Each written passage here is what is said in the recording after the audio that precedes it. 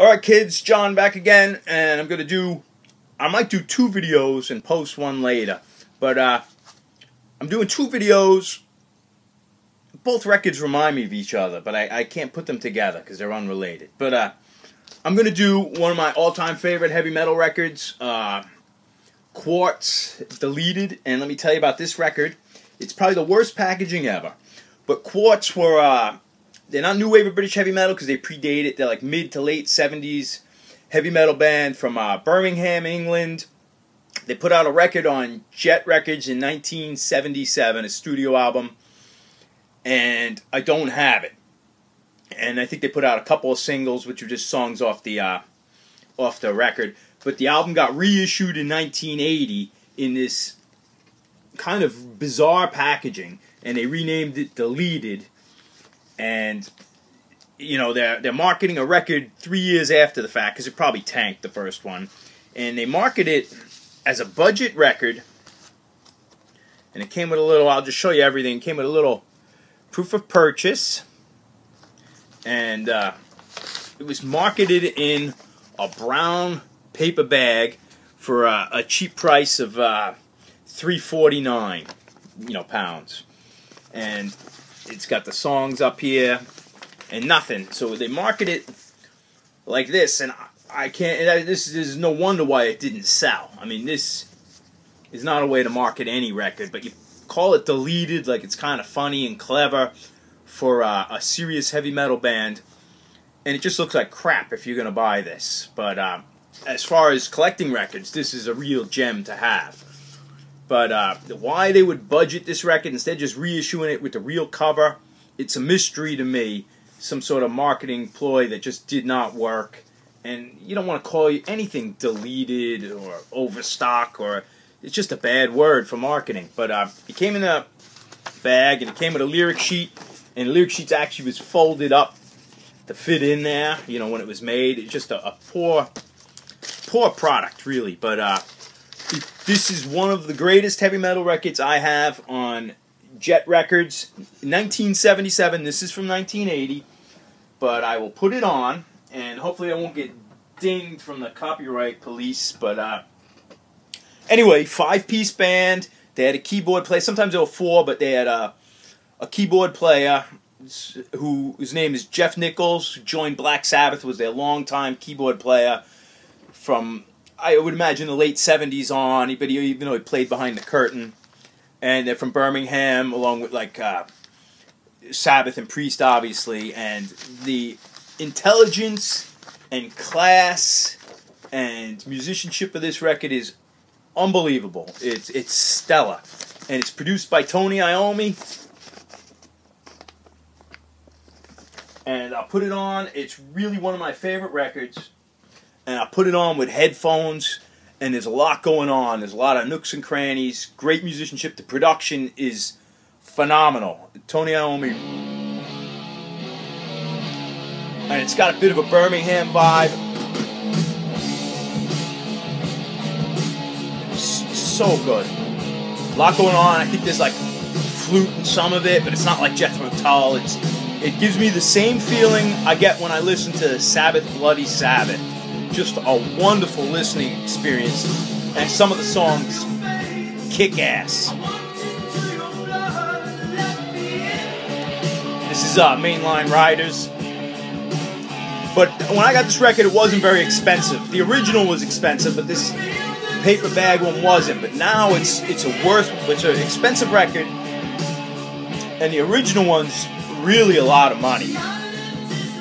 So, but I recommend getting this record if you have to get it on a compact disc or bootleg or something that, I mean, maybe you can stream it or something, but I don't know if the sound quality will come through.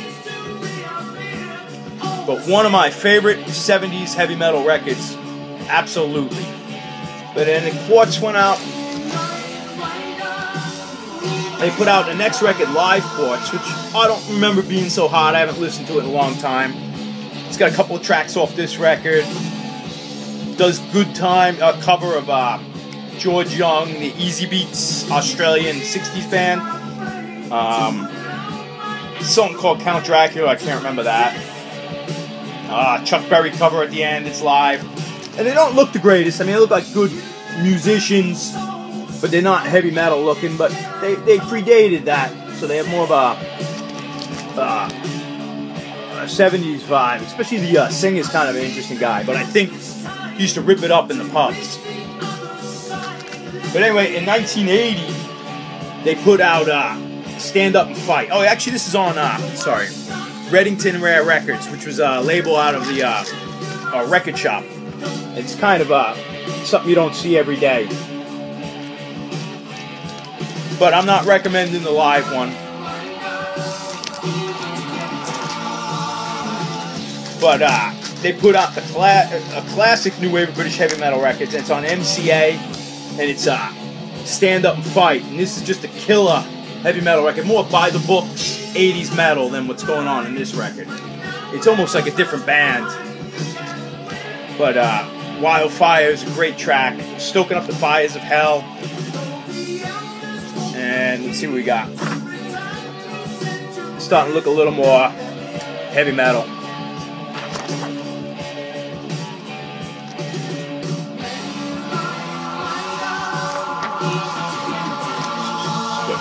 I have a single. I thought I had 2 singles by Quartz, but I couldn't find the other one.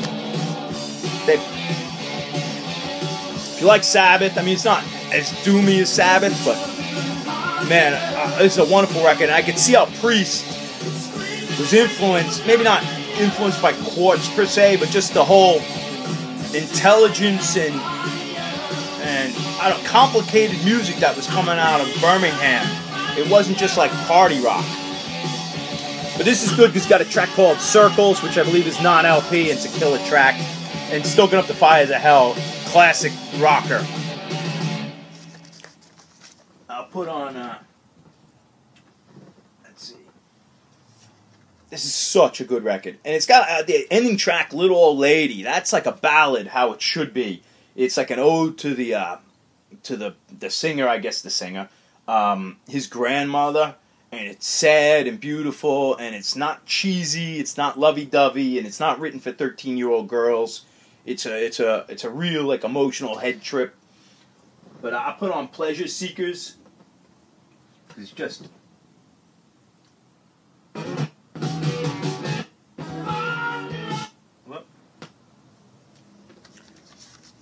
it's a great track. Anyway, then they put out this 3rd studio record, what's it, Stand Up, no, Against All Odds, sorry, Against All Odds, and it's pretty good. I think they're you know, it's getting to be mid-80s metal. This is 1983 on the great heavy metal label.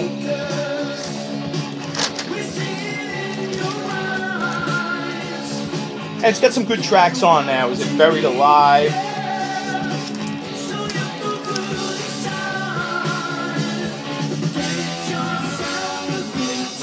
But pretty cool. And then they were on, I showed this like the last video, so I'm not showing it far, but they were on this Mother's Pride. They have a song called Back in the Band, which is a killer track about Ozzy coming back to Sabbath, you know, when he used to quit, come back in the late 70s there.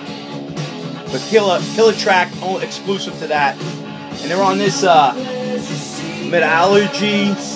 They got, this is like a Jet Records comp, so it's got Widowmaker with Ariel Bender and the dudes from Mata Hoople.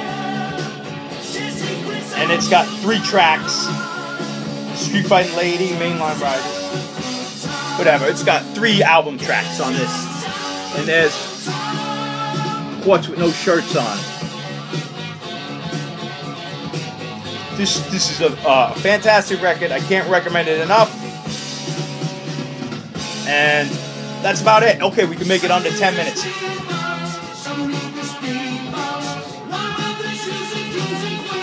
Alright, I'm going to end it quick. I'm going to do another video.